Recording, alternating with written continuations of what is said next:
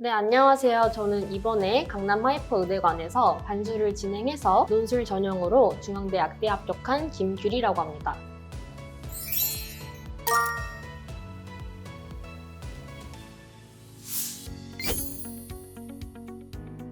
저는 지난 수능 결과가 모의고사에 비해 많이 낮게 나와서 대학 입학한 후에도 재도전을 해야겠다는 생각을 가지고 있었습니다. 대학 생활을 하다 보니 재수에 대한 생각이 옅어지기도 했지만 결과에 대한 아쉬움이 분명히 남았기 때문에 늦기 전에 재도전을 해야겠다고 결심했어요. 그러나 혹시나 원하는 결과를 얻지 못할 수도 있기 때문에 무휴학으로 반수를 진행하기로 했고 다양한 학원을 알아보았습니다. 그중 강남하이퍼학원 의대관은 상담을 진행해보고 나니 선택형 수업제, 전략단임 관리 시스템이 굉장히 마음에 들었고 시설이 굉장히 쾌적하고 좋아서 선택하게 되었습니다. 또한 시대인재나 이감 모의고사와 같은 다양한 콘텐츠를 진행할 수 있어서 선택하게 되었습니다.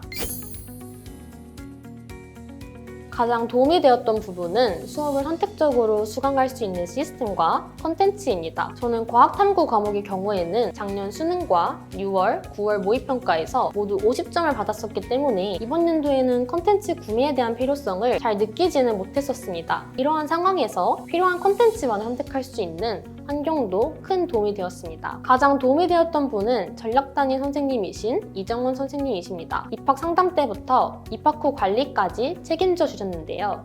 선생님께서는 겉으로 보기에는 감정적 동요가 크지 않으신 분이시기 때문에 선생님을 보면서 저도 괜히 들뜨거나 처지지 않도록 스스로 멘탈 관리를 할 수 있었습니다. 뿐만 아니라 과탐 투과목 선택이나 논술 원서 작성 등 입시 전략에 대해 상담을 요청했을 때에도 같이 고민해 주셔서 항상 감사했던 분입니다. 저 같은 경우에는 과목별로 실전 모의고사를 많이 풀었던 것이 가장 큰 도움이 되었던 것 같습니다. 작년 수능의 실패 원인을 생각해 봤을 때 긴장되는 상황에서는 쉬운 난이도의 문제도 어렵게 느껴지는 게 실패 원인이라고 생각했습니다. 그래서 제한된 시간 안에 시험을 잘 풀어낼 수 있는 훈련을 해야겠다고 생각했습니다. 작년 수능 같은 경우에는 특히 국어와 수학에서 실수가 많았고 시간 관리가 안 되었었기 때문에 이 부분에 많이 집중했습니다. 특히 8월부터는 최소 이틀의 수학 실전 모의고사 1개를 9월 모의고사 이후부터는 거의 하루에 1개씩은 풀었던 것 같습니다. 학원에서 제공되는 실전 모의고사의 퀄리티도 좋고 무엇보다 제한된 시간 내에 문제를 풀어야 하는 것이기 때문에 엔제보다도 더 효과적으로 성적을 올릴 수 있습니다. 실제로 이러한 공부법을 통해서 제한된 시간 안에 수학 문제를 푸는 실력이 늘었고 이를 통해 논술 전형으로 중앙대 약대에 합격할 수 있었다고 생각합니다. 국어의 경우 올해에는 딱히 EBS 연계를 공부하지 않고 실전 모의고사 콘텐츠에 연계된 작품만을 간접적으로 학습했습니다. 작년의 경우 EBS 연계 공부에 지나치게 많은 시간을 사용했다고 생각이 되어서 올해에는 과감하게 EBS 연계 공부를 오로지 실전 모의고사를 통해서만 진행해 봤는데 수능 직전에 나오는 사설 모의고사는 아무래도 연계 적중 확률도 높다 보니 꽤 도움이 되었다고 생각합니다. 또 의대관은 주요 콘텐츠를 원내생들이 다 같이 모여서 실전 시험처럼 응시하는 시스템이 있는데요. 이 시스템이 있었기 때문에 같은 모의고사를 풀더라도 더 집중해서 풀 수 있어서 많은 도움이 되었습니다.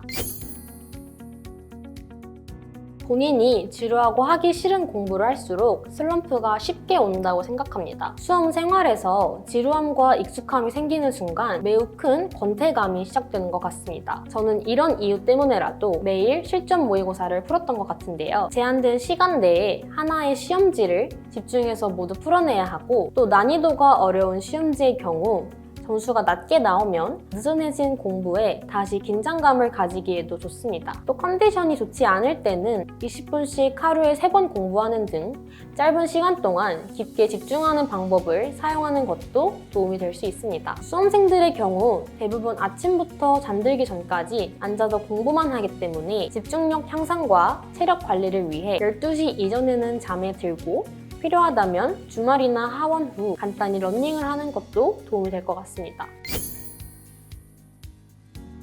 사람 마음이라는 게 참 간사해서 수능을 망친 그날 직후의 간절한 마음이 시간이 지날수록 조금씩 옅어지고 또 현실에 안주하게 되는 것 같습니다. 그럼에도 현재 상황에 만족하지 않고 아쉬움이 남는다면 과감하게 다시 도전해보라고 말씀드리고 싶습니다. 사람마다 성향과 처한 상황이 다르지만 대부분의 N수생이 자신뿐만 아니라 주변의 환경까지도 오직 수능에만 초점을 맞추어 생활하게 됩니다.